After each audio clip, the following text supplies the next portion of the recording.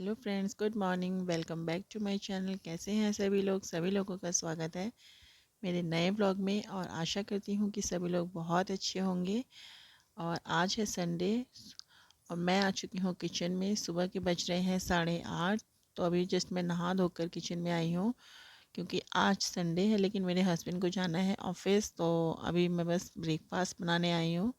Breakfast क्या, आज simple सा ही ब्रेकफ़ास्ट बनेगा। संडे है तो मुझे लगा कि शायद उनको नहीं जाना होगा, तो थोड़ा सा लेट हो गई थी। और वैसे भी ना उनको हल्का फुल्का ही ब्रेकफ़ास्ट चाहिए होता है। तो आज मैंने बनाया है सिर्फ़ और सिर्फ ब्रेड टी। ब्रेड को हल्का सा टोस्ट कर लिया है गरम करके घी में। और दूसरी तरफ मैं बना रही हूँ चाय। सुबह के टाइम ना उनको सिर्फ हल्का सा ही नाश्ता चाहिए। तो घर में सिर्फ हम ही लोग हैं, तो उनको ज़्यादा हैवी नाश्ते की ज़रूरत नहीं पड़ती। वैसे भी वो बहुत कम ही खाते हैं। एक आध रोटी, अगर रोटी सब्ज़ी वगैरह बनती है तो एक आध रोटी ही खाते हैं। तो आज उनका खुद ही का मन था ब्रेड खाने का चाय से, तो कल लेके आए थे। वैसे हम लोग ब्रेड कम ही खाते हैं, वीकली या कभी कभी तो महीने में एक आध बार ही आती है। तो यहाँ पर ब्रेड सीख चुकी हैं और चाय भी बन चुकी है। तो अभी जस्ट मैं ब्रेकफास्ट निकाल रही हूँ, मतलब चाय छान रही थी। और उसके बाद मुझे करने हैं बहुत सारे काम। तो यहाँ पर मेरा ब्रेकफास्ट हो चुका है। तो मैं अपनी दवाई लेना भूल गई थी बीपी की। तो थोड़ी देर बाद, ब्रेकफास्ट के आधे घंटे बाद, मैं यहाँ पे ले रही हूँ अपनी मेडिसिन। और ये एक्चुअली लिक्विड की है, इसको पानी में डिल्यूट करके फिर पी जाती है। तो यहाँ पर आ गई हूँ मैं। मशीन में कपड़े डाल दिए हैं मैंने, चादर वगैरह धोनी थी। तो मैंने कहा चलो जब तक कपड़े धुलेंगे तब तक मैं अपने किचन के बाकी काम कर लेती हूँ। मुझे बर्तन धोने थे, जो भी नाश्ते के बर्तन थे। तो यहाँ पर मैं बर्तन वॉश कर रही हूँ। शिवी अभी खेल रही है आरव के साथ। तो मैंने कहा जब तक वो खेल रही है और दूसरी तरफ बर्तन धुल रहे हैं, तब तक मैं अपने बाकी के काम कर लूँ झटपट। वरना कब वो रोना स्टार्ट कर देती है ना, थोड़ा मुश्किल हो जाता है।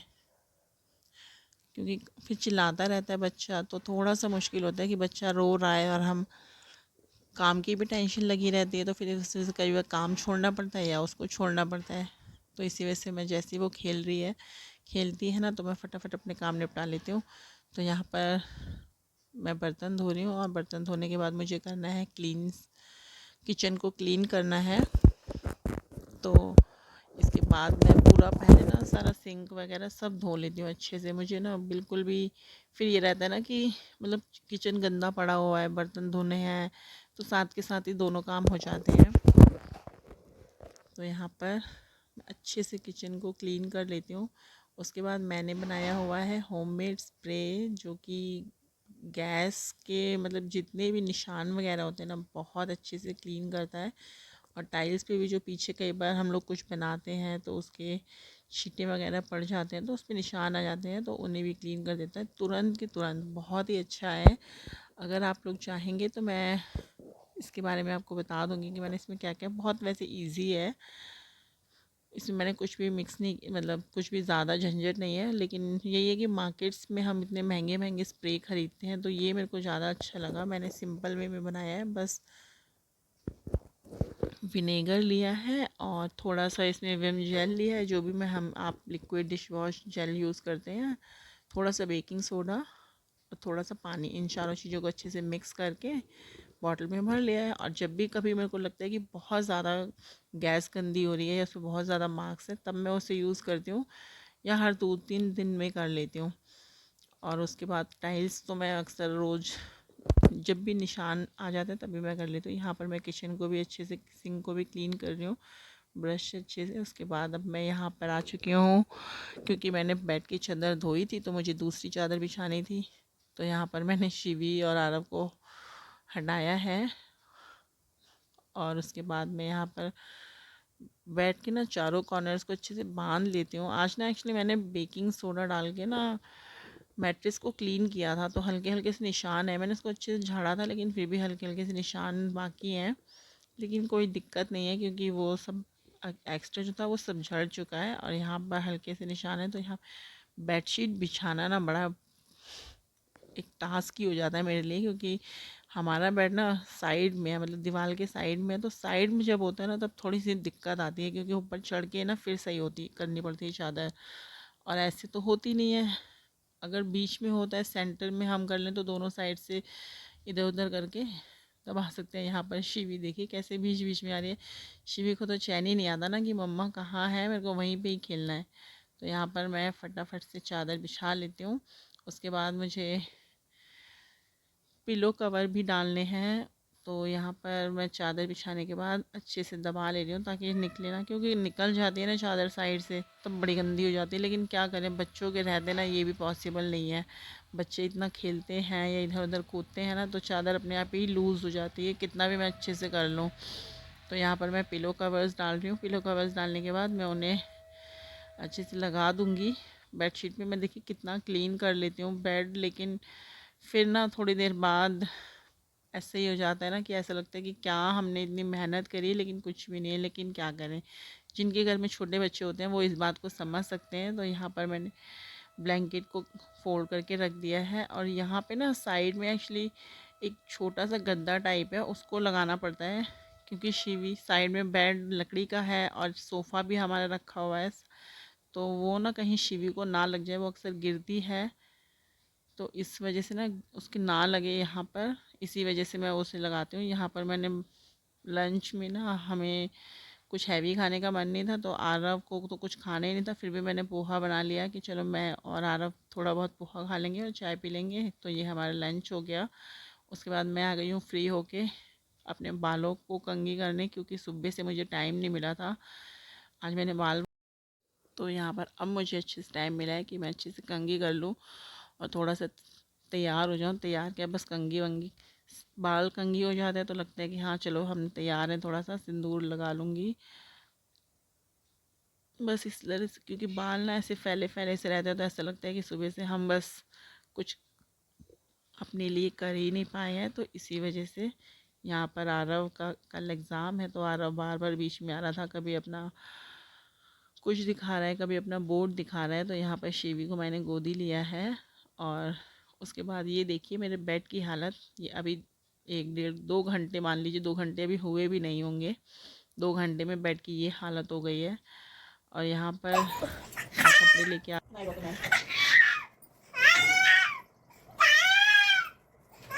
यहाँ पर शिवी इसलिए रो रही है कि शिवी को चाहिए कि मैं मम्मा उसको गोदी ले, उसको खिलाए। लेकिन इतने सारे काम होते हैं ना कि काम भी बहुत ज़रूरी होते हैं। कितना भी मैं बहुत कोशिश करती हूँ कि मैं उसे ज़्यादा से ज़्यादा टाइम दूँ और उसके साथ ही रहूँ, मतलब रहती तो मैं उसके साथ ही हूँ, लेकिन उसको वो लगता है ना कि मम्मा मेरे को गोदी लेके फ्री होके खेले। अब यहाँ पे देखिए कैसे आराम से खेल रही है, उसको मिल गए कपड़े खेलने के लिए। कपड़ों के साथ वो बहुत अच्छे से मस्ती करती है, देखिए कैसे कर रही है। वो इसी तरह से कपड़ों के साथ खेलती है। कभी कभी ना उसको कपड़े मिल जाते हैं तो इतने ज़्यादा उसमें खो जाती है कि उसको बहुत अच्छा लगता है। तो यहाँ पर अभी फिर जा रही है, फिर कपड़े ढूंढ रही है, उसको एक आध कपड़े पड़े हुए हैं उस पे सोफ़े पे, तो उन्हें जाके खेल रही है, गंदे कपड़े हैं। तो यहाँ पर मैं आ गई हूँ, उसको गोदी लेके खिला रही हूँ। अब मैं उसको फीड करके सुलाऊंगी। तब तक आ गया है हमारा ग्रॉसरी का सामान। मैंने फ़्लिपकार्ट से ऑर्डर किया था ग्रॉसरी। मैं हमेशा, आपको पता ही है कि फ़्लिपकार्ट से ही ऑर्डर करती हूँ ग्रॉसरी। तो यहाँ पर मैंने मंथली ग्रॉसरी जो थी वो मंगवा ली है। तो इसमें कुछ सामान ऐसा भी है कि मतलब होली आ रही है, तो इस वजह से मैंने थोड़ा सा ज़्यादा सामान मंगवाया था। इसमें मेरे को काफ़ी बेनिफिट मिल जाता है। इसमें मैंने 2000 से अबव की शॉपिंग की थी। तो मुझे यहाँ पर एक फॉर्च्यून का 1/2 लीटर का सरसों का तेल और 1 किलो चीनी मुझे मतलब 1 रुपये में मिली थी। मतलब 2 रुपये में ये दो चीज़ें मिल गई थी। आई थिंक दोनों को अगर हम जोड़ते हैं तो 100 रुपीज़ अबव ही है।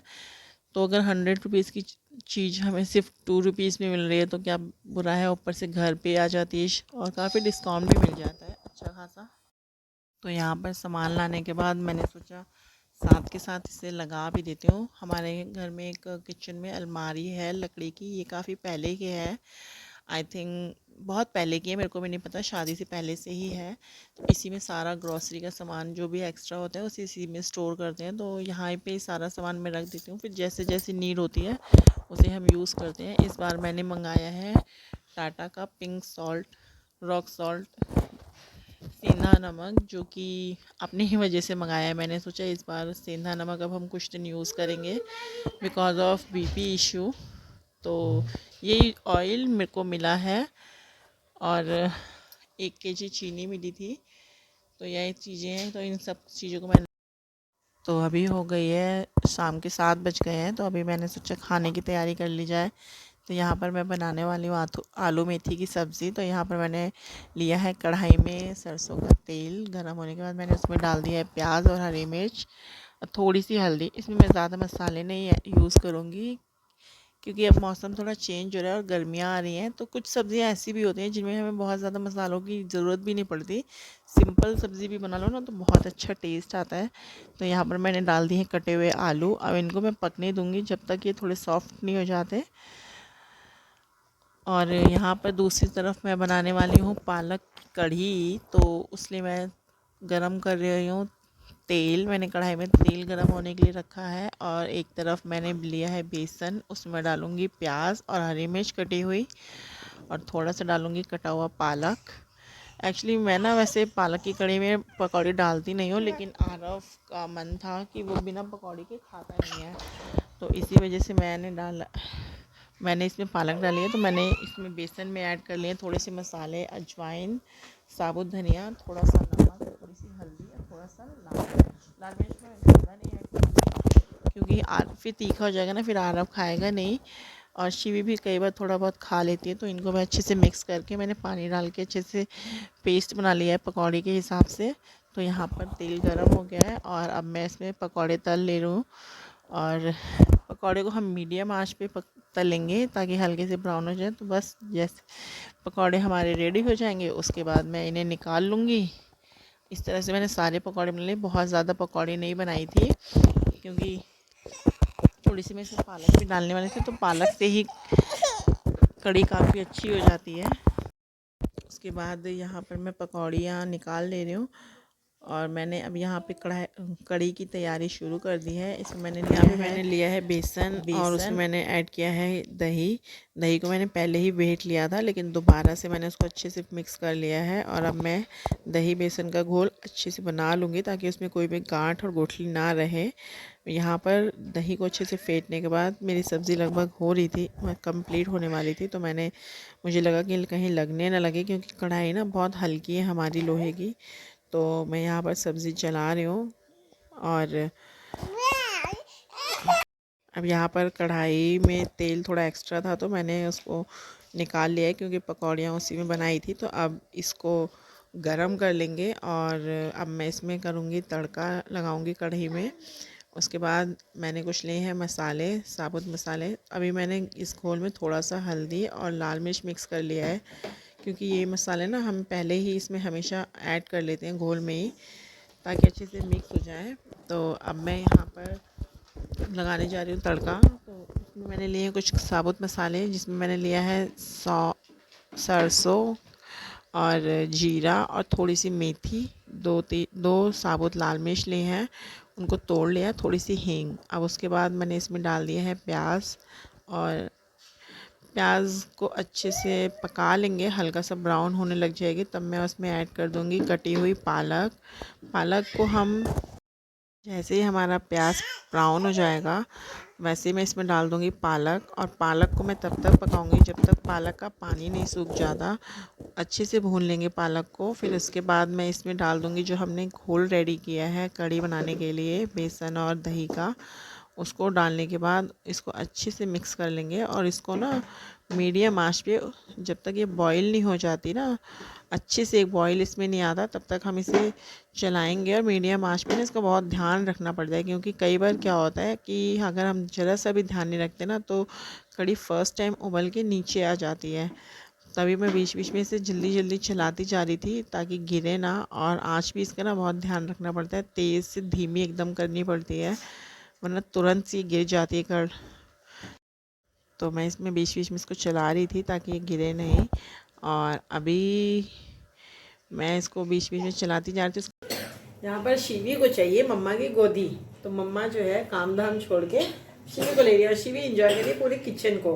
किचन में कहाँ क्या रखा है, क्योंकि नीचे से तो कुछ दिखता नहीं है, तो यहाँ गोदी में चढ़ के ना सब देख रहा है क्या बन रहा है ना, क्या रख रहा है। कितनी खुश है। और नीचे ना इतना रो रही है, इतना रो रही है कि परेशान कर दिया मुझे, है ना शिवी?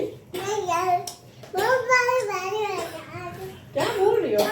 कुछ ना कुछ बोलना ही है। यहाँ पर कढ़ी लगभग पक चुकी है और देखिए क्वांटिटी भी इसकी काफ़ी कम हो गई है पहले से। तो अब मैं इसमें डाल दूँगी पकौड़ी। पकौड़ी को हम तब डालेंगे जब इसमें 5 से 10% हमें मतलब 5 से 10 मिनट और पकाना है। बस उसके पहले हम इसमें पकौड़ियाँ डाल देंगे और इसको अच्छे से चला देंगे। और अब मैं इसको ढक के ना कम से कम 10 मिनट तक ही पकाऊंगी, फिर उसके बाद हमारी कढ़ी रेडी हो जाएगी। तो यहाँ पर मैंने देखिए कब कढ़ी में उबाल आ गया, अब मैं इसको ढक दूँगी और अभी मैंने इसको 10 मिनट के लिए छोड़ दिया है। तो अब यहाँ पे देखिए हमारा खाना रेडी हो चुका है, ये हो गई है हमारी कढ़ी रेडी। और उसके बाद अभी यहाँ पे मैंने बना लिए हैं चावल। चावल मैंने प्लेन बनाए हैं और अभी ये है हमारी आलू मेथी की सब्ज़ी और मैंने भी रोटियां भी बना ली हैं साथ के साथ। तो अब हम इंजॉय करेंगे डिनर। और हाँ, मैंने पापड़ भी बनाए हैं। पापड़ ना कढ़ी के साथ बहुत अच्छे लगते हैं।